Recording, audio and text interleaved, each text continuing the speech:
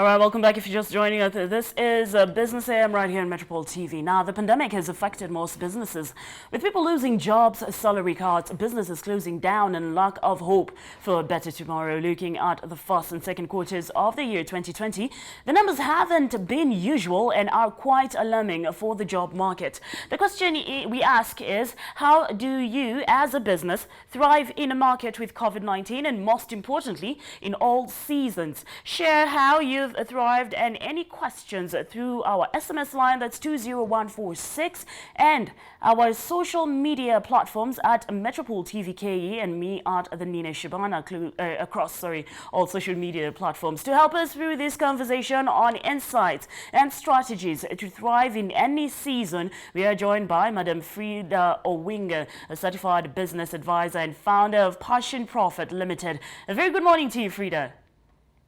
Good morning, Nina. How are you this morning? Very well. Thank you so much for joining us. Thank you for having me. All right, Frida, a lot of businesses besides the pandemic in one way or another have closed down, fired employees because they could no longer sustain them. But talk to us, what are the insights and strategies to thrive in any season? Thank you so much, Nina, again for having me here. And it has been how many months? Since March till now, more than 6 months. And yeah, many businesses are suffering because of the pandemic. But at Passion Profit, we know that businesses have been suffering before the pandemic, because the studies have always shown that businesses die before the 5th birthday. So we are looking at it differently. We're looking at the other side of the coin and asking ourselves, what do we need to do so that businesses can live longer? Because that has been our mission since 2009. And as we look at the ecosystem, we look at the business environment, businesses are not dying because of COVID. Businesses are dying because of lack of preparation. Businesses are dying because we are not risk conscious. Mm-hmm. So especially small businesses that are run, from a day-to-day kind of perspective. If we can have a longer view of our businesses and have businesses that solve problems, then we'd have less debt in the businesses.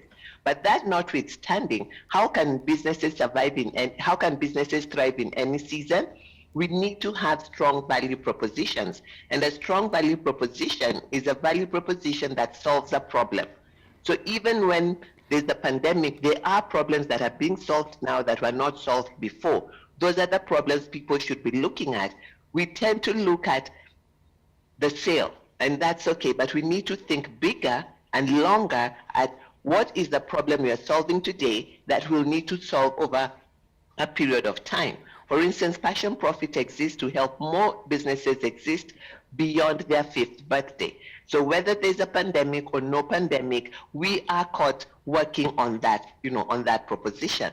All right, Frida, maybe you can just bring us, shed some light on some of the problems that caused businesses to shut down. Now that you've said it's not really about the pandemic, businesses were already shutting down before we recorded our first case of coronavirus in Kenya. So what are some of the problems that are there that you can share with us? I think one of the things is lack of a value proposition. A business exists to solve problems, so that you solve problems and you're paid in return. But many businesses do not solve problems. Many businesses copy what others are doing, all right? Mm-hmm. Because you see somebody selling something, you also start selling it. And while that might help somebody for a short time, it's not sustainable. Another reason, two reasons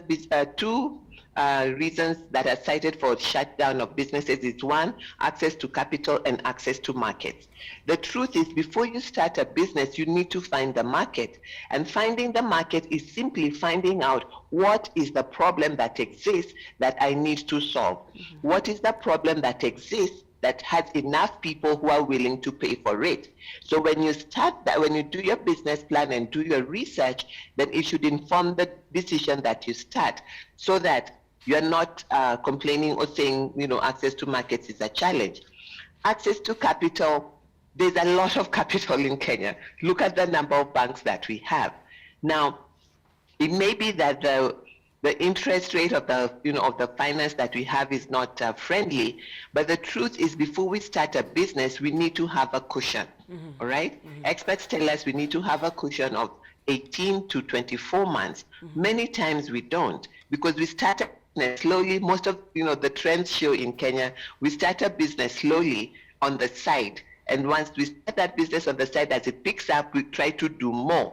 But that's not a sure way of running a business, okay? Because a business needs to have, the first thing you need to have in a business is ensure that you're creating consistent cash flow.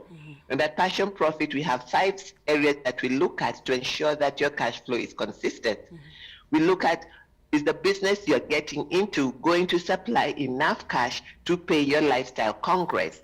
Do you have enough prospects that are going to be able to come through your pipeline to generate the cash that you want?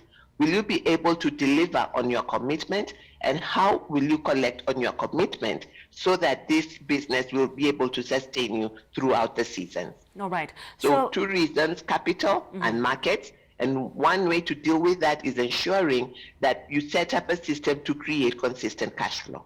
All right, Frida, thank you. And how can organizations be prepared early in advance than later for macroeconomic crisis? I think, how can they prepare? The thing about it is, normal organizations, if you're talking about regular organizations and not SMEs, they have business plans, they have contingency plans. They should look at those. And of course, those are adjusted based on the scenario planning that they have done. COVID was here since March. So a lot of businesses, I'm sure, have done scenario planning to look at how can staff be taken care of, working from the office and working at home, putting into measure social distance protocols to ensure if they come to work, they're safe. How will customers be handled? And also looking at how will sales continue, especially going cashless, looking at other options of getting the delivery to the clients so that the cash continues to flow. Downsizing has, was forced because cash flow has gone down, and as you know, a business generates cash and it has to take care of the process of generating that cash. So if there are more people than the cash that is coming in, then sometimes the business is forced to slow down, to downsize. All right. Now let's look at a business that has been affected. Yeah, with lessons learned, what key actions can they take on their journey to being resilient and set themselves apart from their peers? Of course, looking at the low-touch economy, we don't know how long the low-touch economy is going to be here. So it's very important to think through how will the people that are serving the business to ensure that the business works, how will they function? How will they function at home, or how will they function in the office? And of course, if they're going to function at home, we need to ensure that they have the tools that they need. They have the tools that they need, and the tools being, laptops, Wi-Fi, and also having systems like a lot of people use G Suite or OneDrive, which is from Office, and bigger companies use different kinds of programs to ensure that enough Wi-Fi, they have everything they need from home. But besides that, also ensuring that their time is managed better, because working from home is very different from working in an office. How is the meeting time managed so that they're not always on Zoom and they're able also to do their work? How does the office check in with them to ensure that their well-being is protected? A lot of people have gone into depression. Mental wellness has become a big thing because people are working from home, they're not exercising. They're trying to keep the same time that they kept when they went to the office. When we go to the office, we need to get out of our houses, get into our cars. But when you're working from home, it's different. So it's important that we look at 3 things, I would say. One, we look at time of operation. We look at the teams that are operating and how they're going to stay in touch with the organization, with each other, and with life, because their life needs to go on. And then how do we manage the money? Because you're not coming to the office. How will the money that you need get to you? Thank God for online systems. And then we look at the clients. what kind of, are we going to reduce our time because people are working from home? We need to show people the time that we're going to be working. How can we be reached? If the company has been downsized, can people be informed that there'll be a slowdown in communication? How can you reach us if you need us? And, having those kinds of systems put in place so that work goes on, but there's communication also, letting people know work is going on, but at a new pace, at a different pace, but we are still here to support you. All right, Frida, I'd like us to go back to capital, and maybe you can expand for us just a bit more on capital and its importance for any business and how to go about it. The importance of capital. It's almost like asking a fish, tell me the importance of water, fish. Without water, the fish will die. Mm-hmm. So the first thing, you must ensure that you understand, I say 3 simple things. Number 1, how much money do you need as the founder of the business? And how much money does your business need to run? Mm-hmm. And how much money will you be getting in? Which we normally call the budget, and that's a word that most people don't like to hear, but it's important because that will help you focus and have a forecast to know how the business is going to be running. And once you know that, if you need extra, then you are better able to have a conversation with somebody to give you the extra, whether it is the bank, whether it is a family friend, or whether it is a family member or a friend. Many times people just say, I need X amount more. I don't think a day goes by without somebody asking me for capital for their business, whether it's 100,000, 500,000, or into the millions. And many times the people asking for this money have realized, number 1, they're not clear what they want to do with the money. They just say, I don't have money, I need more money. Nobody gives you more money because you need more money. People give you, investors, funders, anyone will give you more money because why you need more money. Mm-hmm. I've been running this business for X amount of time. This is, I need X more to do XYZ. Mm-hmm. And when I do XYZ, I'm going to get X amount. And when I get X amount, I'm going to be able to pay you back. Mm-hmm. It's really as simple as that, but people complicate it. And one way people complicate it is people don't like talking about their money, especially small business owners. The minute you ask, how much do you make per month? They start, do you mean net or gross? Whether net or gross, how much do you make? We need to start there. And then the next thing they ask is, why do you need to know? There's always this back and forth. So I think it's extremely important that we understand our numbers. And the sad thing is that the way numbers are done in corporate is what we bring to the small business, which is not good, because number 1, in corporate you have an accountant to take care of the accounts. Mm-hmm. In small business you have a founder who started a business to make money and do whatever he or she loves and enjoys. So it's a different ballgame, but many times the founders don't know how to read the regular income account statements. So at Passion Profit, what we encourage people to do is you need to have an accountant. You can outsource your accountant, but we also teach them to read the numbers so that they can know and not have these back and forth conversations. But one more thing we do is to ensure that you have you don't have historical profit, because in the income statements, profit and loss statements of regular accounting, most of the time the profit you see there is historical. You're told to bring your 3 year statement, last year's audited accounts. It will show you a profit that has already been used or does not exist. But with our system, it's called the profit fast methodology. You have the accountant to ensure that the profit and loss, the ledger is running in the background, but in the front end, you have what we call the founder's profit 5. That means that every time, first we show you how to generate cash consistently by ensuring that you have a value proposition that will get prospects to you and you selling all the time. Right. And then after that, we ensure that every cash that comes in, your profit has been calculated and you put your profit away. Because many times when a lot of money comes in, we find other things to do. We buy land, we go on holiday. So we give founders a culture of ensuring, and this can happen for any size organization, by the way. It's a methodology that has been proven, especially in the West. So we have studied it here, and it works.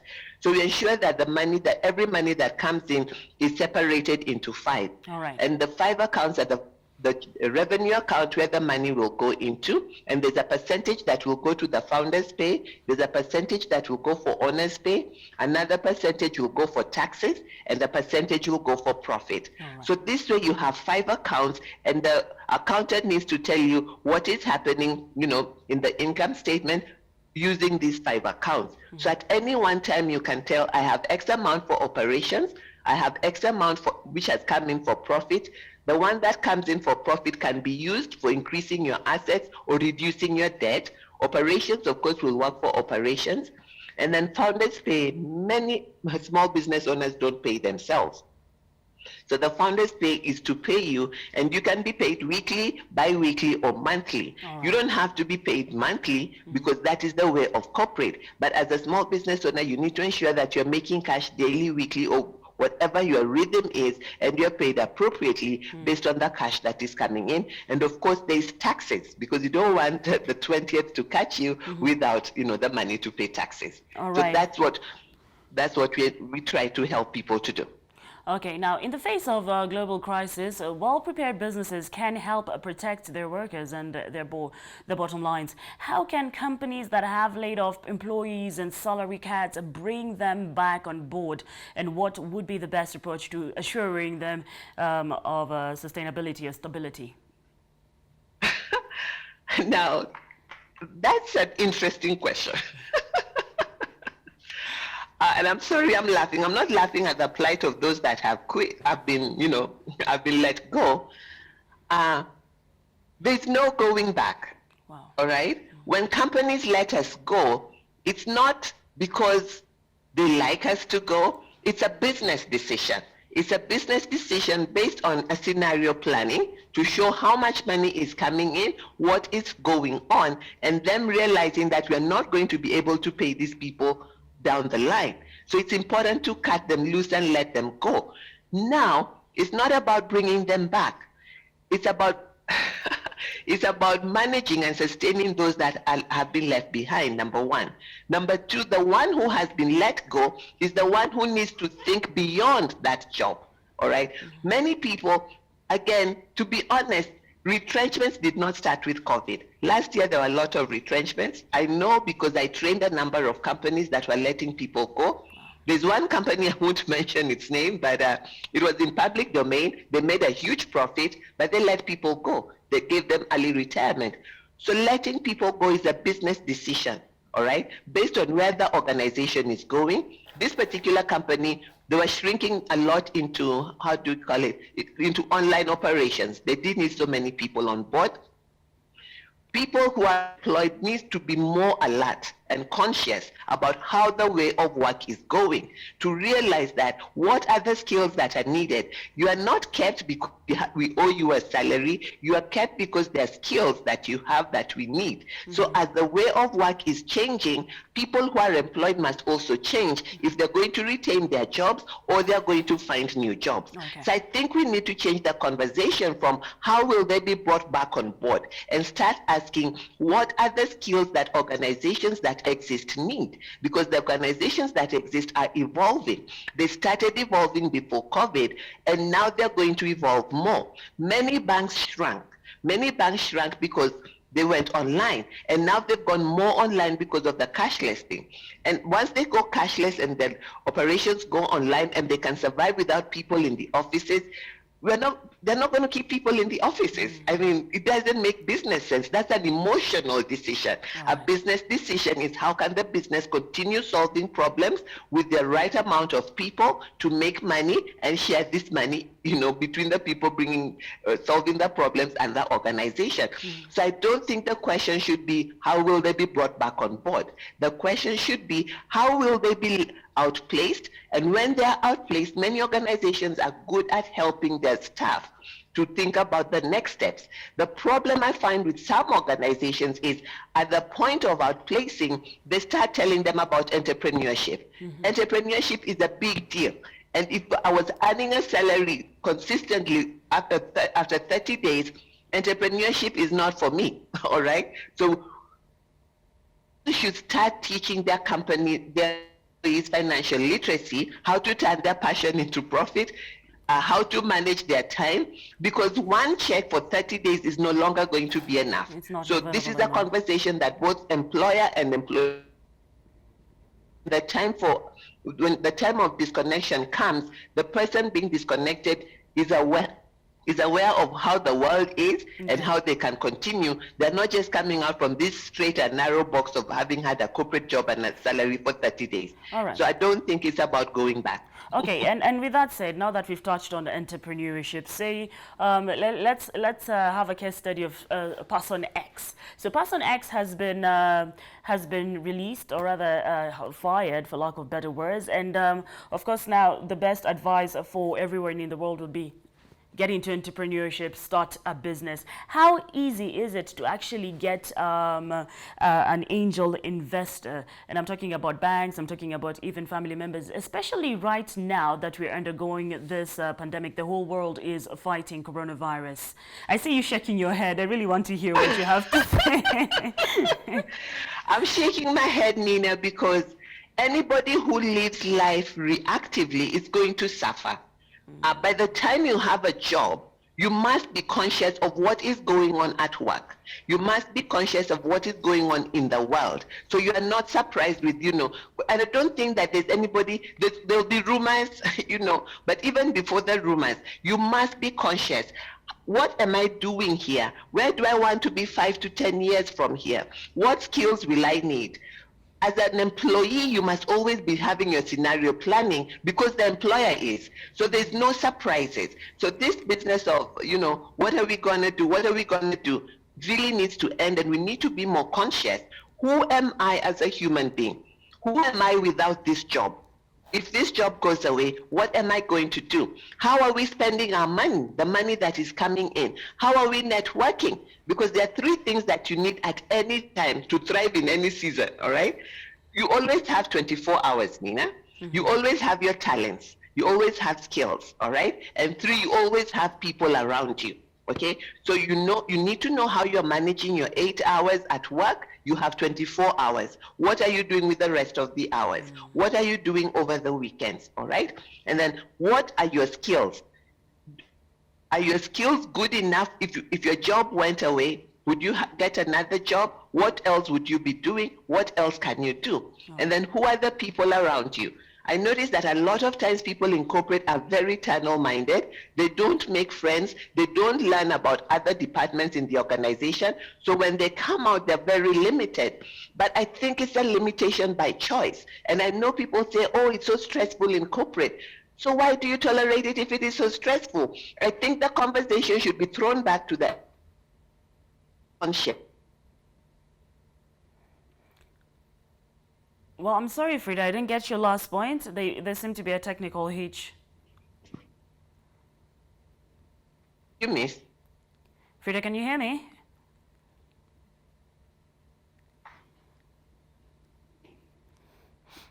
All right, that is Frida Owinga, who is a certified business advisor and founder of Passion Profit Limited. We seem to be having a slight technical hitch.